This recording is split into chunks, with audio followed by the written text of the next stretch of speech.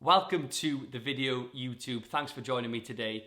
Now, last week was an exciting week. I placed an order for just shy of £25,000 restocking products on my Amazon UK store. And I thought to myself, there couldn't be a better opportunity to document this journey from start to finish.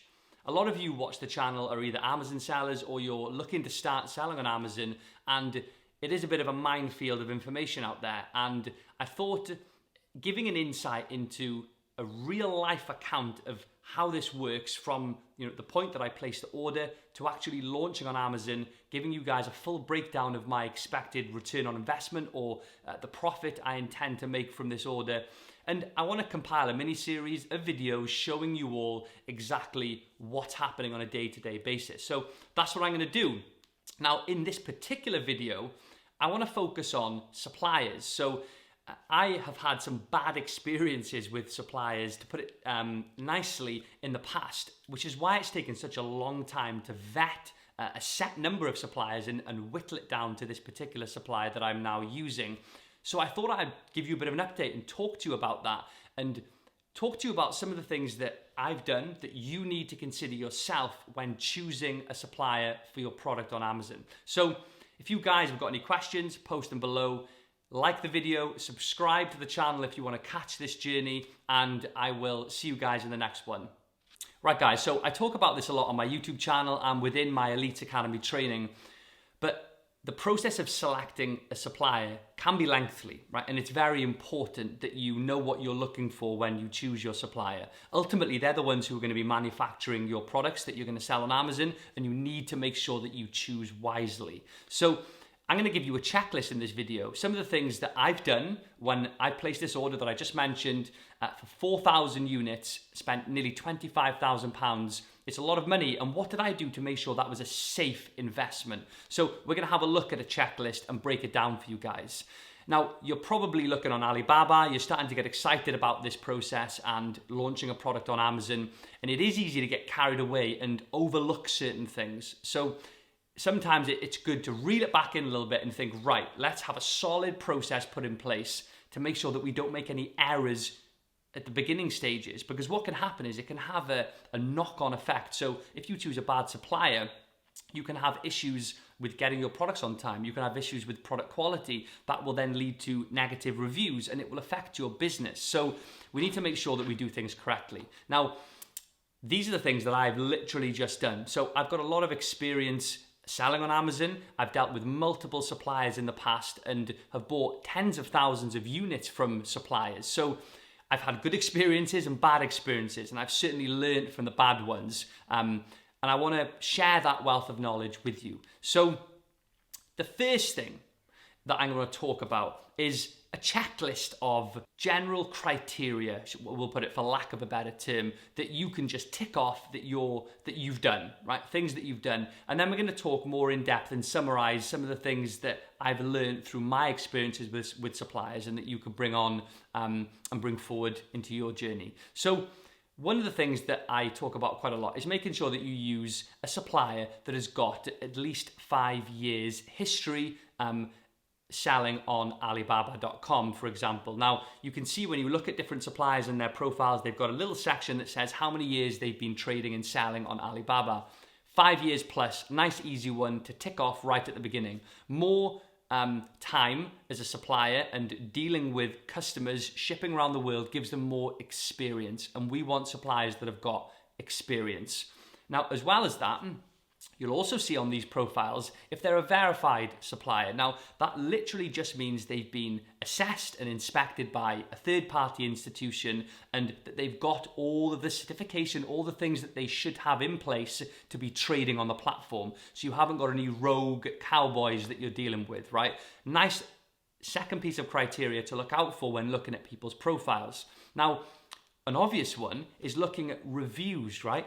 Reviews are left on profiles from sellers in the UK, people who've purchased from these suppliers, and giving feedback on if they're good or if they're bad. Read it just as you would if you were on Amazon.com buying a product. You'd have a look at the reviews. You want to see what other people's experiences have been like.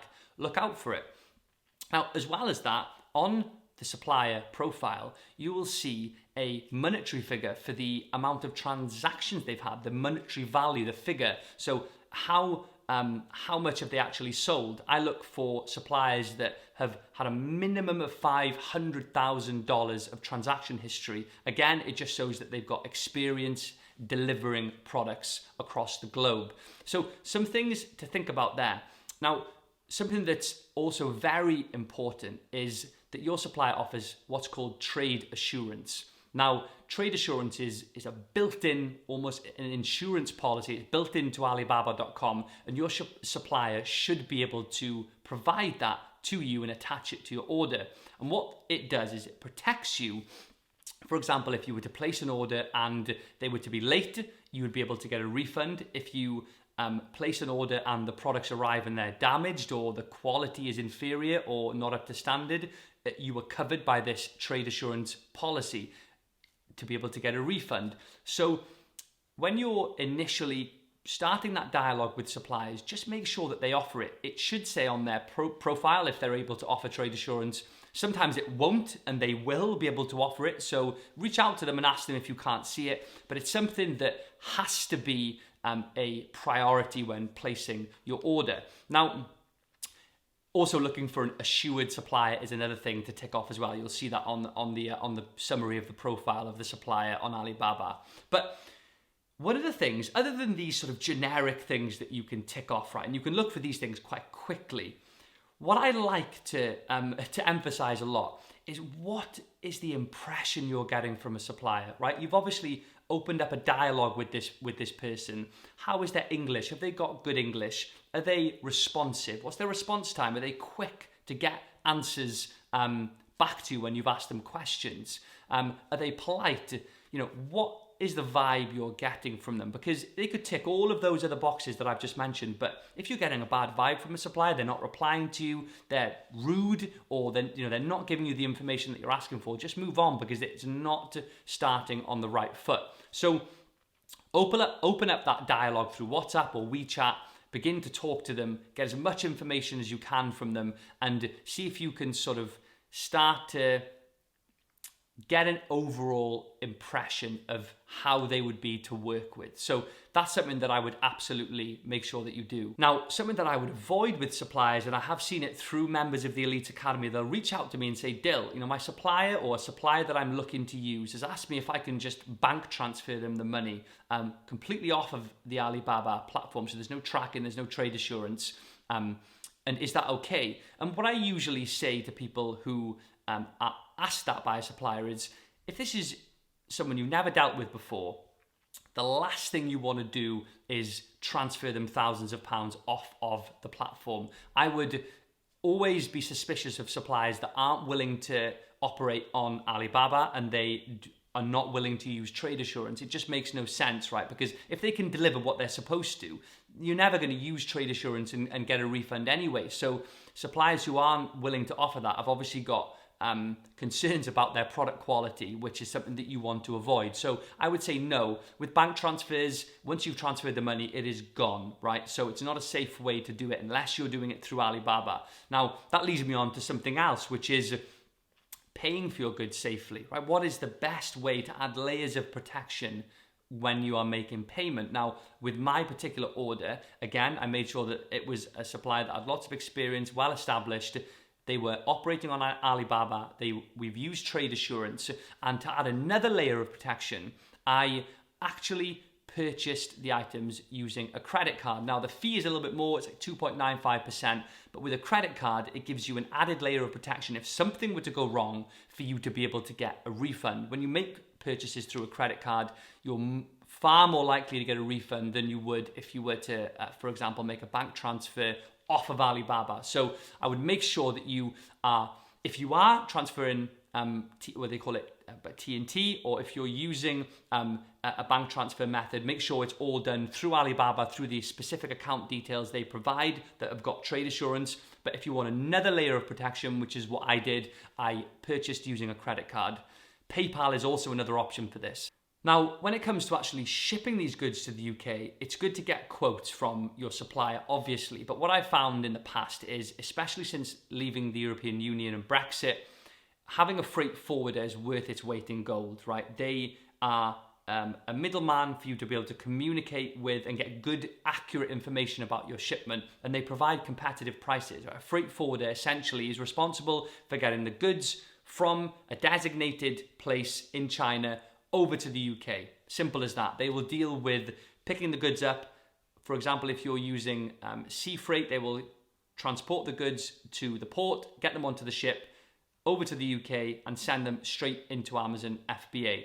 Now, they'll also deal with the customs clearance and the documentation that is difficult for someone who's a complete newbie to this scene. They just cover it all in their cost. And if you are using a freight forwarder, something I did was make sure they've got experience with Amazon FBA, right? Experience sending shipments into Amazon. Something that you can just ask them yourself, go onto Google, reach out to some UK freight forwarders and see what quotes they come back with. Compare it with what you're being offered in China.